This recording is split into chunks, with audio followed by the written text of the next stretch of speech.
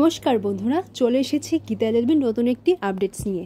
আজকের পর্বে শুরুতেই আপনারা দেখতে পাবেন তোর কেবিনে যখন ইনজেকশন নিয়ে যাওয়া হয় তখন একটি নার্স এসে বলে, কি রে, তোকে তো স্যার ডাকছে।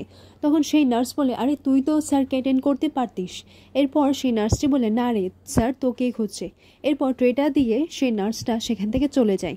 এরপর সেই লোকটিকে দেখা যায় যে পদ্মকে মারার জন্য এসেছিল। তখন সেই লোকটি একটা নার্সকে একটা ইনজেকশন দিয়ে চলে যায়। এই ফাঁকে ইনজেকশনগুলো চেঞ্জ করে দেয়। তারপর এই ট্রেটা আবার সেই নার্সকে দিয়ে দেওয়া হয়। সেই নার্সটা বলে, কই স্যার তো আমাকে ডাকলো না। এর পরের মুহূর্তে দেখা যায় সেই ছেলেটা যে পদ্মকে মারতে এসেছিল সে কিরণকান্তি ব্যানার্জিকে ফোন করে এবং বলে 15 মিনিটের মধ্যে আপনি সুখবরটা পেয়ে যাবেন। এর পরের মুহূর্তে দেখা যায় যে এই নার্সটা পদ্মকে একটা ইনজেকশন পুট করতে যাচ্ছে, আর এমন সময় এসে বলে, দাঁড়ান।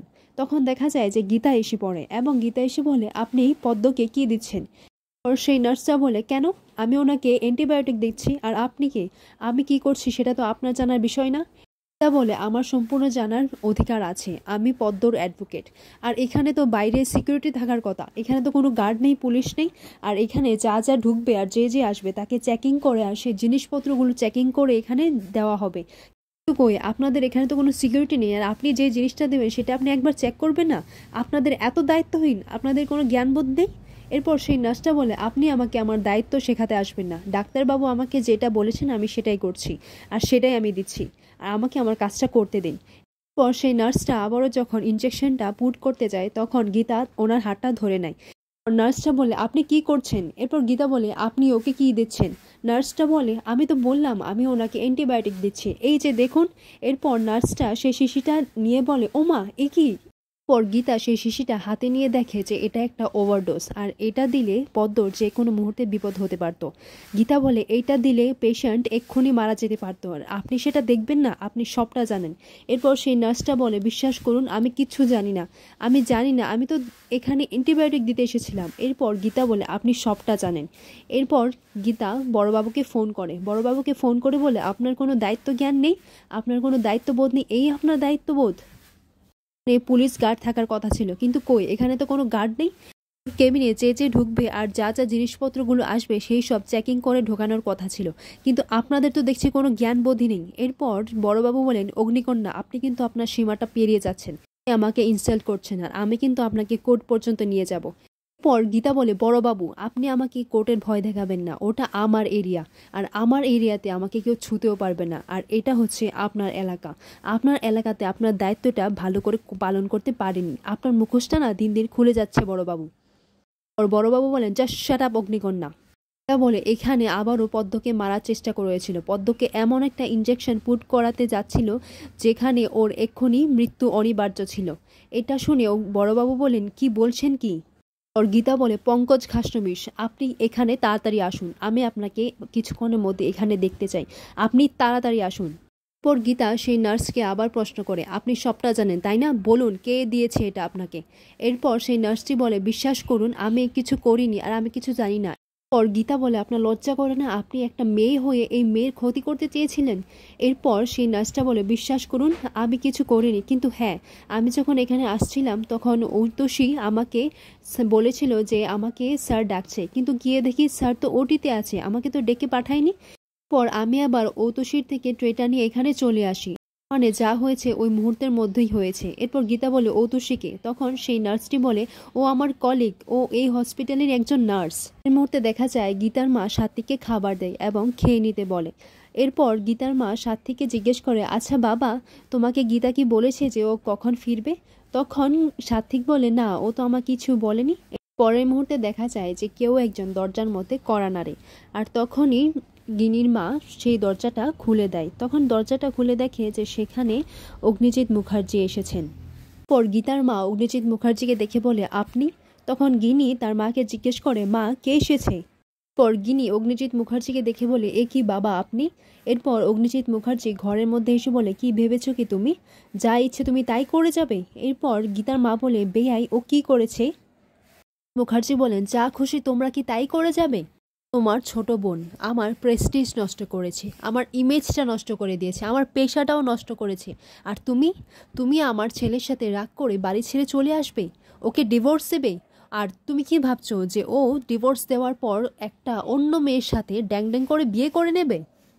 ওর স্বস্তিক বলে, ড্যাড কি হয়েছে? তখন অগ্নিজিৎ মুখার্জি বলেন, তুমি চুপ করো। পর তিনি বলেন, আর আপনি, গীতার মাকে উদ্দেশ্য করে বলছেন যে আপনি কেমন মানুষ? হ্যাঁ, আপনি আমার ছেলেকে নিজের বাড়িতে ঘরজামাই করে রেখেছেন। আপনি কেমন মানুষ? আর তুমি এই বাড়িতে ঘরজামাই হিসেবে থাকবে না। স্বস্তিক অগ্নিজিৎ মুখার্জিকে কিছু বলতে গেলে অগ্নিজিৎ মুখার্জি বলেন, ইউ জাস্ট শাট আপ, তুমি কিছু বলবে না, তুমি একদম চুপ করে থাকবে। পর গিনিকে বলে, এটা কি, এই ফাইলটা কি? এটা ডিভোর্স ফাইল। এরপর গিনি বলে, কিন্তু আমি তো ডিভোর্স ফাইল করিনি। এরপর অগ্নিজিৎ মুখার্জি বলেন, হ্যাঁ তুমি করনি, কিন্তু তাতে কি হয়েছে? তোমার তো তাতে দায়িত্বটা কম হয়ে যায়নি? তুমি মিথ্যে কথা বলে গীতার জায়গায় তুমি ওই বাড়িতে বউ হয়ে ঢুকেছো। তুমি দিনের পর দিন রাতের পর রাত নাটক করে গেছো। পর গীতার মা বলেন, বেয়াই আপনি পুরনো কাসন্দি কেন ঘাটছেন? এরপর অগ্নিজিৎ মুখার্জি বলেন, বেশ করছি, আমি পুরনো কাসন্দি ঘেটে বেশ করছি। এরপর গীতার মা বলে, বেআইন আপনি কিন্তু আমার অপমান করছেন। অগ্নিজিৎ মুখার্জি বলেন, কি ভেবেছেন কি আপনি অসম্মান করছি? চুপ করুন, আপনি অসম্মান করছি? কি ভেবেছেন কি আপনারা? আপনার ওই টেপো মেয়েটা কি ভেবেছে? ওর কাছে আমি হেরে যাব? আমি হেরে যাব ওর কাছে? নিজের কাছে হেরে যাব? এরপর গীতার মা বলে, আমি তো কিছুই বুঝতে পারছি না। এরপর অগ্নিজিৎ মুখার্জি বলেন, আপনি বুঝতে পারছেন না? আপনি বুঝতে পারছেন না তো?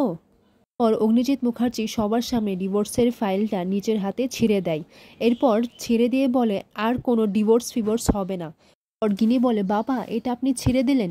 তখন অগ্নিজিৎ মুখার্জি বলেন, হ্যাঁ ছিঁড়ে দিলাম, কোনো ডিভোর্স হবে না। বাড়ির বউ বাড়ি ফিরে চলো। অজিত মুখার্জি ব্যঙ্গ করে বলে, রাগ করে এখানে চলে এসেছে, বাপের বাড়ি চলে এসেছে। আর আপনি, আপনি কেমন মা? আপনি ওকে ঢুকতে দিলেন কেন? তখন গীতার মা বলে, ওকে ঢুকতে দেব না? তখন অজিত মুখার্জি বলেন, না আপনি একদম ওকে ঢুকতে দেবেন না। এরপর গীতার মা বলে, আপনার যদি ওকে তাড়িয়ে দিতেন? এরপর অগ্নিজিৎ মুখার্জি বলে, চুপ করুন তো আপনি, এখন থেকেই তাড়িয়ে দেন তাড়িয়ে দেন তাড়িয়ে দেন এই এক কথাই বলে যাচ্ছে। সম্পর্কগুলো এত ঠুনকো নয় যে যখন তখন ভেঙে যাবে, যখন তখন ডিভোর্স হয়ে যাবে, যখন তখন আলাদা হয়ে যাবে। মুখার্জি বলেন, সম্পর্কগুলো জোড়তে জানতে হয়, ঠিক আমার মতন। পর গীতার মাকে অগ্নিজিৎ মুখার্জি বলেন, আপনি শুনুন, আজ থেকে আপনার দুই মেয়ের, গীতা আর গিনির দায়িত্ব আমার। অগ্নিজিৎ মুখার্জি আবারও ব্যঙ্গ করে বলেন, পাকামি? আর ছোটটা কোথায়? ওকে না আমি চাপকে সিধে করে দেব। স্বস্তিক বলে, ড্যাডি তুমি এটা কি বলছো? এরপর অগ্নিজিৎ মুখার্জি বলেন, হ্যাঁ চাপকে সিধে করে দেব। আরে আমার বৌমা বলে কি ও আমার মেয়ে নয়? পর গীতার মা বলেন, বিয়াই কি বলছেন কি? তখন অগ্নিজিৎ মুখার্জি বলেন, হ্যাঁ আপনি জানেন ওইটুকু একটা মেয়ে সবার সামনে সমানে পাল্লা দিয়ে আমার চোখের সামনে আমার বেলটা করিয়ে নিল। অসাধারণ ওর চলন বলুন, কি আত্মবিশ্বাস। ইয়াং বয়সে ওকে দেখে আমার খানিকটা আমার মৃতা মায়ের কথা মনে পড়ে গেল। বাড়িতে হয় না সবসময় মায়েরা সবটা অবিক্রমে সবটা সামলে নেয়? ও তেমনি করে কোর্টের মধ্যে অবিক্রমে সবটা সামনে নিল, আমার বেলটা গড়িয়ে নিল। মুখার্জি কেঁদে কেঁদে বলেন, এই শুনুন, আমি না খুব অহংকারী লোক, আমি না খুব বাজে লোক, এই খুব দুর্বিনীত লোক। আপনি জানেন আমি বেস্ট, আমি সেরা, আমি হচ্ছি চলমান ইনস্টিটিউশন। এই সময় না এইসব যদি আমি বলতাম ও কিন্তু আমাকে বিদ্রূপ করত, এইভাবে বলতো, চলমান ইনস্টিটিউশন সমস্ত কথা বলে আমাকে কিন্তু ভেঞ্চি কাটত। মুখার্জির এই সমস্ত কথা শুনে সবাই খুশিতে চোখের জল ফেলতে লাগে। কথাটা শুনে গীতার মা হেসে পড়ে। এখন অগ্নিজিৎ মুখার্জি বলেন, এই কে হাসলো, কে হাসলো? কথাটা শুনে গীতার মা খুশির চোটে হেসে দেয় এবং অগ্নিজিৎ মুখার্জি বলেন, আপনি হাসছেন? আপনি কখনো আপনার মেয়েকে শাসন করেছেন? আপনি আপনার মেয়েকে বুঝিয়েছেন যে শ্বশুরমশাইকে এরকমভাবে বেঞ্চি করতে নেই? আপনি বলেছেন কখনো? পর গিনি অগ্নিজিৎ মুখার্জিকে বলেন, বাবা? তখন অগ্নিজিৎ মুখার্জি বলে, হ্যাঁ বাবা, তোমরা দুজনই আমাকে বাবা বলে ডাকবে, আর আমার বাড়িতে আমার মেয়ে হয়ে থাকবে। ওকে ডাকো, তোমরা দুজনকেই আমি নিয়ে যাব। আমার বাড়িতে জোড়া ছেলে আর জোড়া বউ থাকবে। পর গিনি বলে, ও তো বাড়িতে নেই, ও একটু বেরিয়েছে। তখন অগ্নিজিৎ মুখার্জি বলেন, ডাকো ওকে, ও কোথায় বেরিয়েছে? আমি তো অনেক বাজার করেছি, আমার গাড়িতে রাখা আছে, রান্না বান্না হবে, সবাই একসাথে মিলেমিশে খাবো। আর অগ্নিজিৎ মুখার্জি গীতার মাকে বলে, বেয়ান আমি খুব সুন্দর একটা সংসার করতে চাই, আমি খুব সুন্দর একটা সংসার করতে চাই। এই সংসারে আমার দুই মেয়ে থাকবে, গিনি আর গীতা। আর স্বস্তি কিছু বলতে যাবে এমন সময় অগ্নিজিৎ মুখার্জি বলেন, বেয়াদ্দব ছেলে, তুমি তোমার বউয়ের পাশে রুখে দাঁড়াতে পারোনি, তুমি ওর হাতটা কেন ছাড়লে? তখন স্বস্তিক বলে, আমি তো ওর হাত ছাড়িনি। পর অগ্নিজিৎ মুখার্জি বলেন, হ্যাঁ তুমি ছাড়োনি, কিন্তু তুমি গিনি কি কোনো অধিকার বোধ নেই? তুমি রাগ করে চলে এলে।